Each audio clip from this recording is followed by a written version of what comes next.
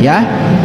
Karena ruh itu wujudnya adalah nur, nur ala nur, ada 3 komponen. Komponen yang pertama dari ruh namanya nurullah, cahaya Allah. Komponen yang kedua adalah nur Muhammad, ya, cahaya terpuji. Cahaya terpuji itu sering disebut oleh para leluhur kita sebagai Rasulullah sejati yang ada di dalam diri. Makanya Rasul itu ada 2, Rasul yang syar'i, yang wujudnya adalah manusia. Yang kedua adalah Rasul yang hakiki, wujudnya adalah nur. Dan nur ini ada pada setiap manusia. Itulah keadilan Tuhan.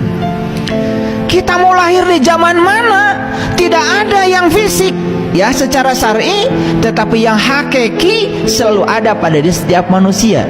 Makanya Rasulullah sejati ada pada dirimu, dan itu membimbingmu setiap saat.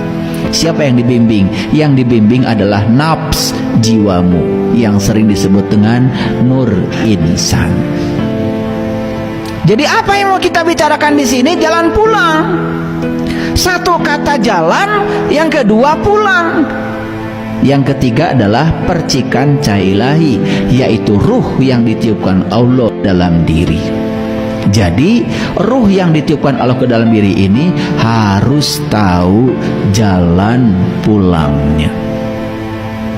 Nah, bagaimana supaya ruh ini tahu jalan pulangnya? Sebetulnya yang harus tahu jalan pulang itu bukan ruhnya, tetapi nur insannya, jiwanya. Nah, sang jiwa ini yang harus tahu jalan pulang.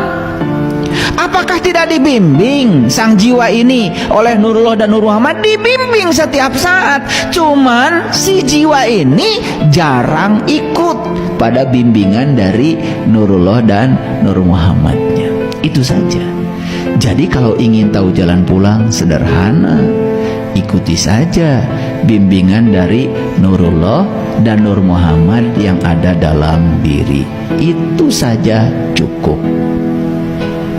Apakah untuk tahu jalan pulang ini harus hafal ayat, harus hafal kitab suci, harus hafal ribuan hadis, harus hafal ini, hafal itu? Tidak.